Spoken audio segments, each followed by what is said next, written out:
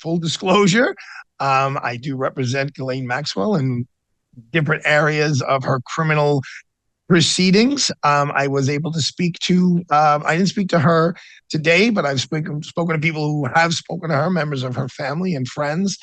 And it's no secret that she's been moved to a different facility out of Tallahassee, Florida, and over to Texas in a much more habitable environment. It's still prison. Nobody wants to be in prison.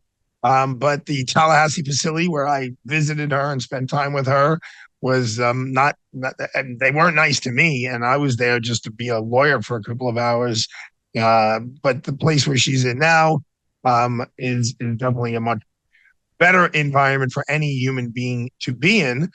The real breaking news is that the Department of Justice asked for her grand jury minutes to be released. And I'll throw it out to the gentleman here. The judges said, no, we're not going to do that. I'll start with Mr. Murphy. Why don't you tell us why?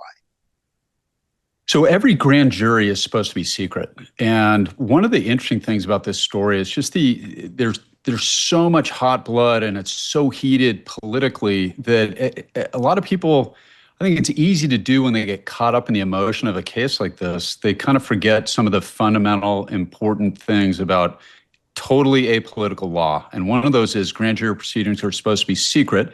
There's an intense amount of public interest in this case, of course. And the federal judge said, look, the grand jury transcripts reveal nothing new. The only people that are really discussed are your client, Ms. Maxwell, and Jeffrey Epstein, and that's it. So it's not going to do the purpose that they're trying to release it for. And look, in my view on this one, I think the judge did the right thing here by keeping the grand jury proceedings secret. Phil, were they out of order to even ask? Was the Department of Justice? Because look, folks have to understand, the Department of Justice, they know what's in the minutes. They know what's in the grand jury transcripts. So knowing that, because these judges wrote, there's nothing in here that's going to enlighten the public. Were they wrong, Phil Holloway, for asking to unseal these grand jury minutes, which is so rare? Well, it is rare. I don't know that I'm qualified to say whether they were wrong or they're right. I think there's a political calculus that goes into that. But you pointed out correctly that they know who said what to the grand jury. They were there. Some lawyer for the DOJ was there, and they keep their files too. And so when the judge says, look, I've looked at this stuff and I've concluded there's nothing new here. There's no information here that would point to any other individuals or any other clients who may have abused young girls at the behest of any of the defendants in the case, or Jeffrey Epstein or Ghislaine Maxwell.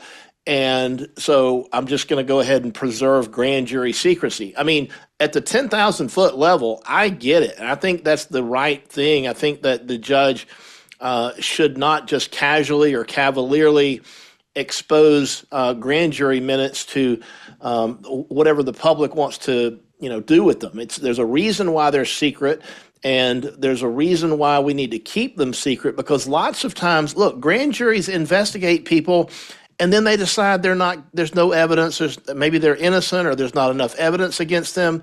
And so you can't just start dragging names out through the public domain when they happen to be associated with somebody that everybody hates, like a Jeffrey Epstein. So conceptually, it makes great sense to me why you would not want to just willy-nilly have everybody's name who's ever been associated with Jeffrey Epstein being discussed on every news program, every podcast, all social media, because merely being associated with Jeffrey Epstein is toxic. And so you absolutely could ruin innocent people's lives by saying that at one point in time they were someone that was considered to be potentially under investigation. Okay, even though the investigation bore no fruit.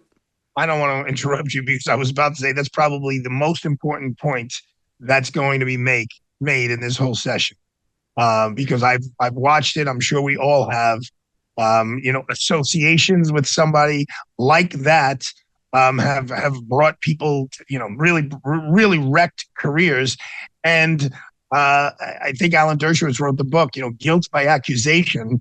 It's even gotten worse than that. It's like guilt by association.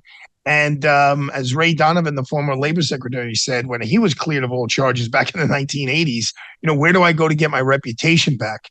And in the world of social media, it's very, very difficult to get your reputation back. So I applaud the Department of Justice for being so reluctant regarding information they have, not the grand jury minutes, but the information they have, and not just throwing people's names out there saying, oh, yeah, he knew Jeffrey Epstein. Jeffrey Epstein knew this person, and this one's phone number was there. It's caution should be really the driving force of the day, Mr.